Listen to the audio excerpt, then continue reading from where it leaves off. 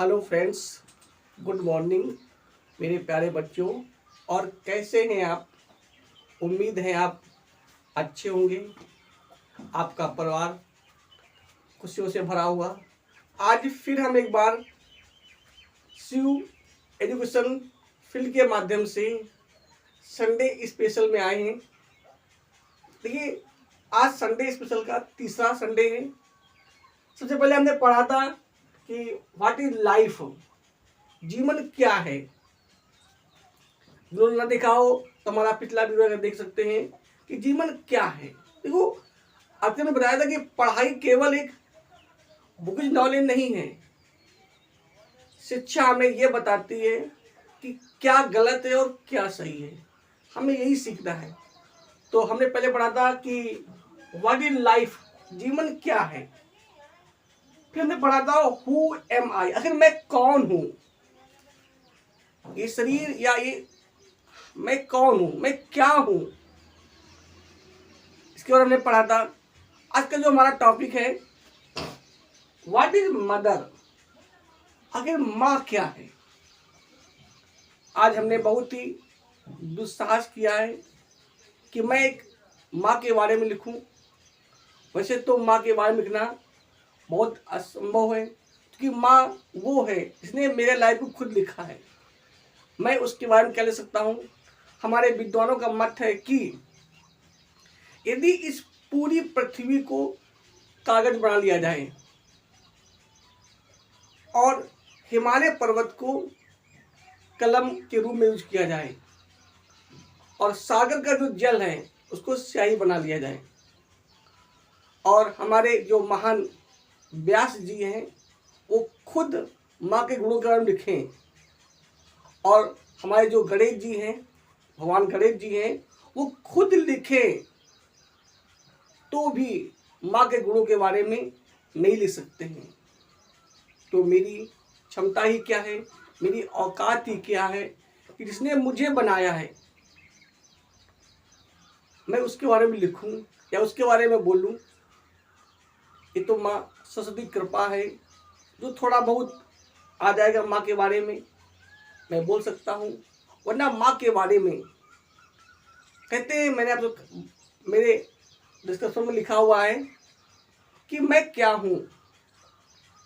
मैं वो नहीं हूँ जो मैं हूँ, मतलब मैं वो हूँ जो मेरी माँ ने मुझे, मेरे पिता ने मुझे और मेरे गुरु ने मुझे बनाया है।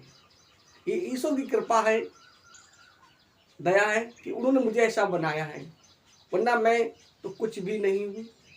तो जो आज का हमारा टॉपिक है, विषय है, मुझे लिखना पड़ रहा है या बोलना पड़ रहा है समय की स्थिति को देखकर। आज मैं देख रहा हूँ माँ, इसने हमें जन्म दिया, इसने हमें पाल पोस के बड़ा किया, आज उसकी स्थिति बहुत ही नाजुक है, बहुत ही दिक्कत में है। तो हमें चिंतन करना पड़ेगा कि जिस माँ ने हमें जन्म दिया, पाल पोस के बड़ा किया, उसके लिए हम क्या कर रहे हैं। किसी विद्वान ने कहा है कि यदि गुरु का चरण मिल जाए, यदि गुरु का रज मिल जाए, रज चरण मिल जाए, चरण रज मिल जाए, यदि गुरु का चरण रज मिल जाए तो तकदीर बदल जाती है। यदि गुरु की कृपा हो जाए, गुरु का चरण रज मिल जाए तो हमारी जो तकदीर है वो बदल जाती है। और यदि पिता का चरण रज मिल जाए, उनकी कृपा मिल जाए, उनका आशीर्वाद मिल जाए तो हमारी तस्वीर बदल जाती है।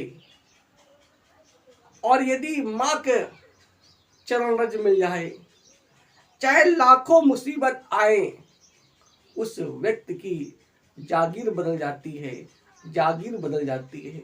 तो माँ के चरणों में, माँ के चरण रज में बड़ी ही क्षमता है, बड़ी ही एनर्जी है। तो आज हम उसी के बारे में कुछ टूटा फूटा जो माँ सरस्वती कृपा है, जो वाणी में विराजमान है, जो विचार हमारे आ रहे हैं, आज उसी का आपके सामने हम वर्णन कर रहे हैं। हम कोई विद्वान नहीं हैं, एक छोटे से व्यक्ति हैं। तो देखिए हम आज माँ के बारे में लिख रहे हैं कि माँ क्या है। कहते हैं माँ,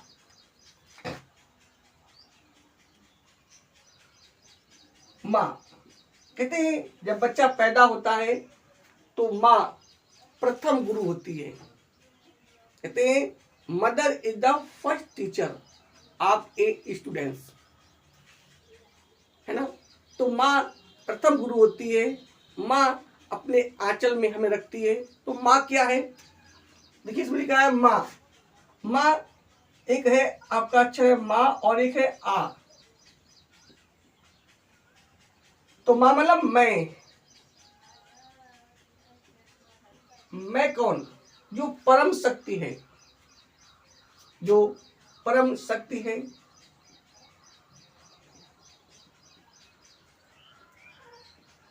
जो शक्तिमान है,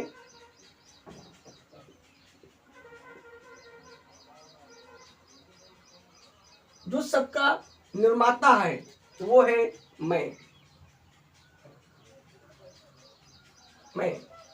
परम शक्ति।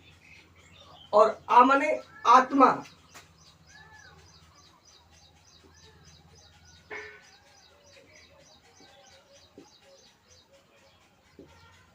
कहते हैं कि जो सर्वशक्तिमान है, परम शक्ति है, जो उसकी आत्मा है वो माँ है। कहते हैं कि ईश्वर या भगवान सब जगह, वैसे तो ईश्वर तो सर्वव्यापी है, पर कहते हैं ईश्वर सब जगह नहीं जा सकते हैं, इसलिए उसने माँ को बनाया है। जो पावर एक ईश्वर में है, परम शक्ति की आत्मा में, वही क्षमता, वही पावर एक माँ में है। माँ जो है वो परम शक्ति है, शक्ति स्वरूपा है। आपको देखा भी होगा कि आपने जितनी भी परम शक्तियां हैं, विद्वानों ने हमारे उनको माँ का रूप दिया है या माँ कहकर संबोधित किया है। जैसे आपने देखा होगा 9 देवियां, जो हमारी 9 देवियां हैं,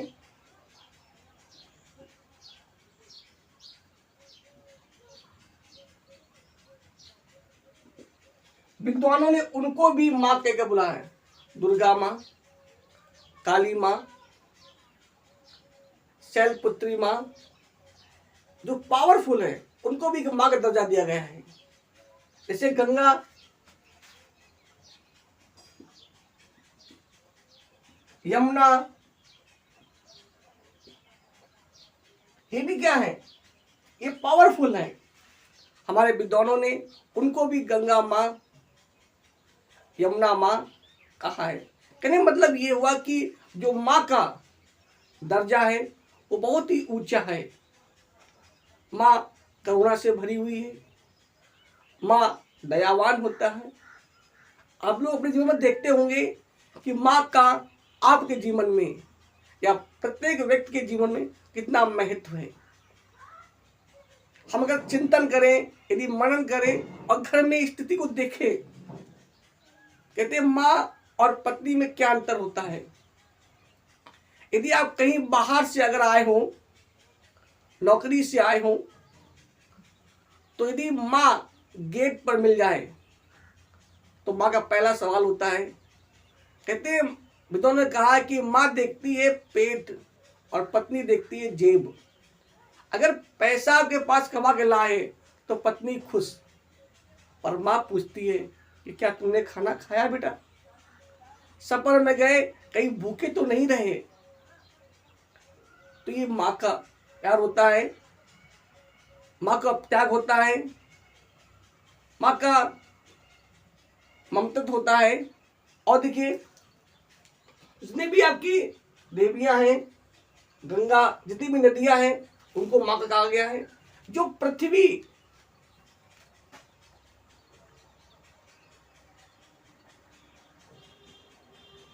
कहते हैं हमेशा किसी की उपाधि उसके अनुसार ही दी जाती है।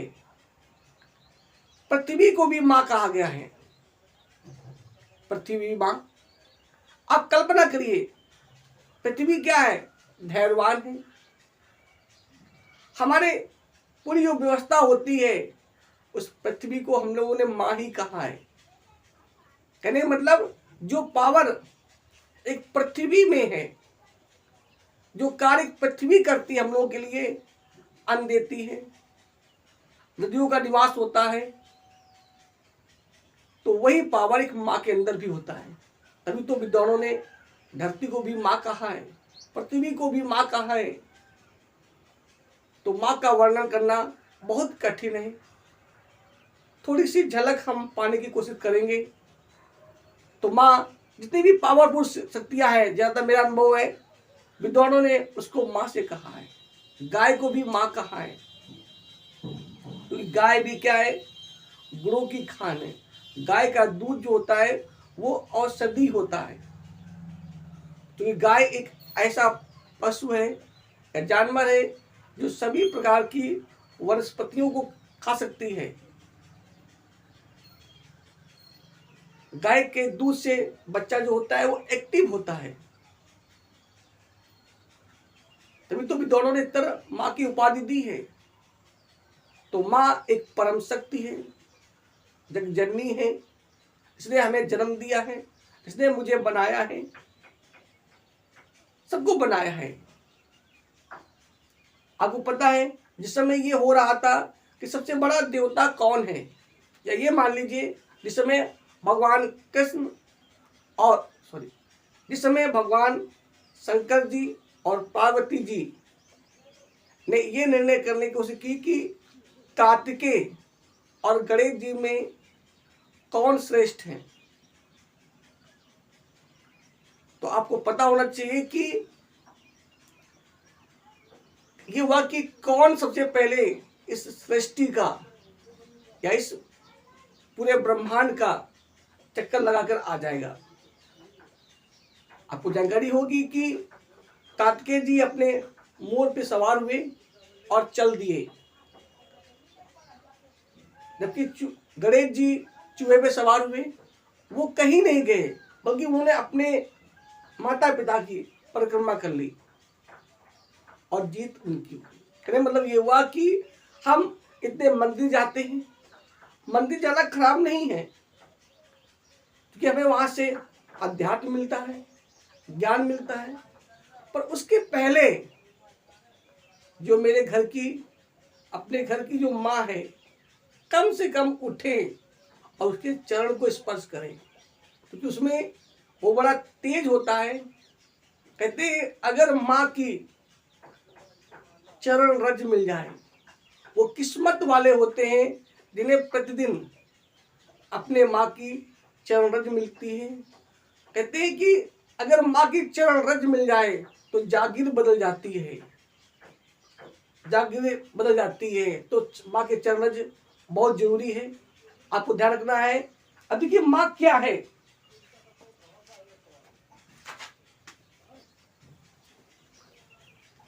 आपको पता है माँ जो है वो ममता की मूर्ति है, ममता। आप देखिए कि एक माँ जो होती है, एक छोटे से बच्चे को, अगर माँ कहीं बाहर से भी आई हुई है, अगर बच्चा गंदगी में भी खेल रहा है और बच्चा चपक के अगर बच्चा दौड़ के आता है तो माँ उसे गोद में उठा लेती है। जिस प्रकार ईश्वर अपने भक्त से प्यार करता है, वैसे ही कहा भी गया है कि जिस प्रकार एक माँ अपने बच्चे से प्यार करती है, उसी प्रकार ईश्वर अपने भक्त से प्यार करता है। कहने मतलब ये हुआ कि माँ की तुलना या ईश्वर की तुलना माँ से की गई है। तो माँ ममता, आप घर में देखते भी होंगे जो माँ होती है वो सबसे पहले उठती है और शाम को सबसे बाद में सोती है, अपने बच्चे के खाने पीने का सब ख्याल रखती है। तो हमारा कर्तव्य बनता है कि हमें भी माँ का ख्याल रखना चाहिए। सुबह उठकर उनके चरणों की जो रज है, धूल है, कण है, उनका जो तेज है वो हमें प्राप्त करना चाहिए। क्योंकि माँ जो होती है ममता की मूर्त होती है। अगला है त्याग। त्याग तो कहना ही क्या है। जितना त्याग एक माँ कर सकती है उतना त्याग कोई नहीं कर सकता है। आपने देखा होगा, महसूस किया होगा, सर्दी का महीना होता है, बहुत तेज सर्दी होती है। माँ अपने बेटे को अपने गोदी में लिटाए होती है, बिस्तर पर लिटाए होती है। रात को बच्चा जो है टॉयलेट कर देता है दाईं साइड में, माँ उसे कुछ नहीं कहती है, उसको उठाकर बाईं साइड में डाल देती है। कभी भी बच्चा बाईं साइड में भी टॉयलेट कर देता है, माँ उधर लेट जाती है और बच्चे को सीने पर डाल देती है। कभी कभी ऐसा होता है कि बच्चा सीने पे भी टॉयलेट कर देता है, पेशाब कर देता है, पर फिर भी माँ नाराज नहीं होती। ये माँ का त्याग है। आप देखिए, आप देखते होंगे कभी कभी घर में एक चीज आती होगी, माँ सबको बांट देती होगी और उसका जो हिस्सा होता है वो रखा होता है, वो काम में बिजी होती है। थोड़ी देर बाद बच्चे आते हैं, कहते हैं माँ मुझे और चाहिए, माँ अपना हिस्सा दे देती है। बड़ी अजीब कहानी है कि जो माँ बच्चों के लिए इतना त्याग करती है, जब वही माँ बूढ़ी हो जाती है। तो घर में तो कई कमरे होते हैं, बाथरूम होता है, ड्राइंग रूम होता है, पर माँ के लिए कमरा नहीं होता है। पत्नी के लिए बहुत सी साड़ियां होती हैं, पर अपनी माँ के लिए कभी साड़ी लाए, कभी उनके लिए कोई व्यवस्था की नहीं की। कैसी पढ़ाई है? क्या आपने पढ़ा जीवन में? इस माँ ने हमारे लिए इतना त्याग किया, क्या उसके लिए हम साल में कोई साड़ी नहीं ला सकते? क्या उसके लिए खाना नहीं ला सकते अच्छा सा? तो ये हमें सोचना पड़ेगा। यही पढ़ाई का उद्देश्य है। केवल बुकिश नॉलेज पढ़कर, डिग्री लेकर यदि हम पढ़ लिख जाएंगे तो ये पढ़ाई नहीं है। पढ़ाई ये है किसने हमारे साथ क्या किया है, उसके प्रति हमें क्या करना चाहिए। यही तो धर्म है। देखिए रामायण में किस प्रकार कौशल्या और राम कैकेयी, किस प्रकार माँ का एक मंतव्य है। तो माँ के पास त्याग होता है। कहते ज्ञान की मूर्ति, माँ के पास ज्ञान होता है। माँ किस प्रकार घर को चलाती है, किस प्रकार उसे पता होता है कि बच्चे को कब स्कूल जाना है, किस प्रकार उसका टिफिन तैयार करना है, किस प्रकार बेचारी वो उठती सुबह 4 बजे, उसका एक पैर किचन में होता है तो एक पैर बाथरूम में होता है। किस प्रकार वो पूरे काम को मेंटेन करती है, बच्चे को पढ़ाती भी है, बच्चे कपड़े भी धोती है, उसका हर काम समय पर करती है। उसे ज्ञान है कि हमारा बच्चा कहीं क्लास में भूखा ना रहे, कहीं उसे भूख ना सताए। माँ को पता है कि बच्चे को कब दूध चाहिए, कब पानी चाहिए, कब क्या चाहिए, और हर चीज़ वो व्यवस्थित करती है। घर को भी देखती है। और आजकल तो आधुनिक युग है। आज तो महिलाएं या जो हमारी माँ हैं वो केवल घर का ही काम नहीं करती हैं, बल्कि पुरुष के साथ कंधे से कंधा मिलाकर जॉब भी करती हैं। आज ऐसा कोई डिपार्ट नहीं है जहां महिलाएं काम ना करती हो। अब तो डबल ड्यूटी है, घर का भी काम करना, पति को भी देखना। ये सब उन्हें ज्ञान है। क्या गलत है, क्या सही है, वो जानती हैं। तो माँ के अंदर ज्ञान होता है। भक्ति, आपने देखा होगा इतना कार्य करने के बावजूद भी माँ जो होती है वो ईश्वर के प्रति उसे भक्ति होती है, आस्था होती है। वो हर समय भगवान से मांग करती है कि हे भगवान, हे ईश्वर, मेरे पुत्र की जितनी भी समस्याएं हो वो आप हमें दे दें, और जितना भी सुख हो उसको दे दें। आपने देखा होगा कि साल में कभी कभी हमारे यहाँ पुआ बनते हैं। वो बेचारी बच्चों से पुआ ऊपर से उतारती हैं। वो सोचती है कि इस उनके जितने भी कष्ट हैं, समस्याएं, वो उतर के आ जाएं, और खुद खा लेती हैं। कोशिश करती हैं कि बच्चा जो हमारा सुखी रहे, आनंदित रहे, उसे कोई दिक्कत ना हो। तो ये उसका भक्ति है। कर्म, कर्म तो कहना ही क्या है, आप तो देखते होंगे सुबह से लेकर शाम तक, जब से माँ उठती है और जब लग सोती नहीं है तब लग काम ही काम करती रहती है। हम लोग बच्चे लोग हैं, स्कूल से आते हैं, बैग कहीं फेंक दिया, किताबें कहीं डाल दी, लेकिन जब सुबह विद्यालय जाना होता है तो सब व्यवस्थित मिलती है। उसके वो कर्म से पूर्ण है, उसके अंदर कर्म होता है, वो कर्म करती है। तपस्या, तपस्या भी करती है, वो बच्चों के लिए तपस्या करती है। खुद भूखे रहती है पर बच्चों की पूरी व्यवस्था करती है। ये है माँ, जो परम शक्ति है, ज्ञान की भंडार है, जो बच्चे के लिए सब त्याग करने को तैयार रहती है। तो हमारा भी कर्तव्य बनता है कि हम भी अपनी माँ के लिए कुछ करें, केवल दिखावा ना करें, कम से कम सुबह उठकर उनके जो चरण रज हैं उनको छुए, उनका आशीर्वाद लें। जब सुबह की शुरुआत करें तो सबसे पहले धरती माँ के पैर छुए, फिर अपनी माँ जो जगजननी है, जो जननी है, इसने मुझे जन्म दिया है, उसको चरण छुए। क्योंकि बड़े किस्मत वाले होते हैं जिनकी माँ होती है। लोग कहते हैं कि किस्मत वाले वो होते हैं, वो माएँ होती है जिनकी बच्चे सेवा करते हैं। मेरा मानना है किस्मत वाले वो बच्चे हैं जिन्हें माँ की सेवा करने का मौका मिलता है। बहुत से बच्चे तो ऐसे होते हैं जिनका जन्म होते ही उनकी माँ उनका स्वर्गवास हो जाता है। कुछ बच्चों की माँ कुछ समय बाद स्वर्गवास हो जाता है, और वो किस्मत वाले होते हैं जिन्हें बुढ़ापे में अपनी माँ का जो कर्ज है उतारने का मौका मिलता है।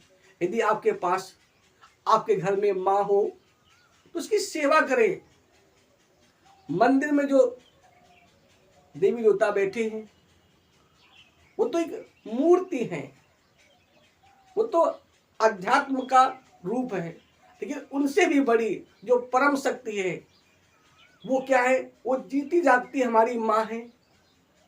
हम ऐसा कोई भी कार्य ना करें जिसका उनका दिल दुखे। यदि घर बैठी माँ के अगर आंसू आ गए तो आपका मंदिर में भोग लगाना कोई फायदा नहीं है। यदि घर बैठी माँ भूखी है तो कहीं मंदिर में जाकर भोग लगाने से क्या फायदा, क्योंकि परम शक्ति तो वही है, रूप तो उसी का है। तो हम कोशिश करें, क्योंकि भगवान ने अपना जो अंश है, परम अंश है, वो माँ को बना के भेजा है। हमें माँ की सेवा करनी चाहिए, क्या करना चाहिए। और प्रेम, कहते हैं ढाई आखर प्रेम का, पढ़े सो पंडित हो। माँ की जो तस्वीर है वो तो प्रेम ही तो है। वो कितना प्यार करती है अपने बेटे से, अपनी बेटियों से। वह अपने बेटे और बेटों के लिए सुख क्या होता है, नए कपड़े क्या होते हैं, त्याग क्या होता है, वो सब भूल जाती है। आपने कहानी सुनी होगी, एक लड़का था जिसको एक लड़की से प्यार हो जाता है। एक माँ थी जो बेचारी विडो थी, उसने बड़े त्याग के साथ, प्रेम के साथ अपने बेटे को पालती है। ये उम्मीद लगाती है कि जब बेटा हमारा बड़ा हो जाएगा तो हमें सुख देगा। पर उस लड़के को एक लड़की से प्यार हो जाता है। लड़की एक शर्त रखती है कि मैं विवाह तब करूंगी जब तुम अपनी माँ का दिल निकाल कर ले आओगे। वो मूर्ख बालक, वो मूर्ख लड़का तलवार लिए हो जाता है, पीछे तलवार को छिपाए हुए होता है, और माँ पूछती बेटा भूखे हो क्या, तुम्हारे लिए खाना ला दें, और उसके लिए वो खाना लाती है। पर वो दुष्ट लड़का अपनी माँ का गर्दन काट देता है, दिल निकाल लेता है, हाथों में दिल को लिए हुआ तेजी से भागता है। जब वो भाग रहा होता है तो रास्ते में ठोकर लगती है, बेटा गिर जाता है। माँ का दिल पूछता है, हे बेटे कहीं तेरे चोट तो नहीं आई।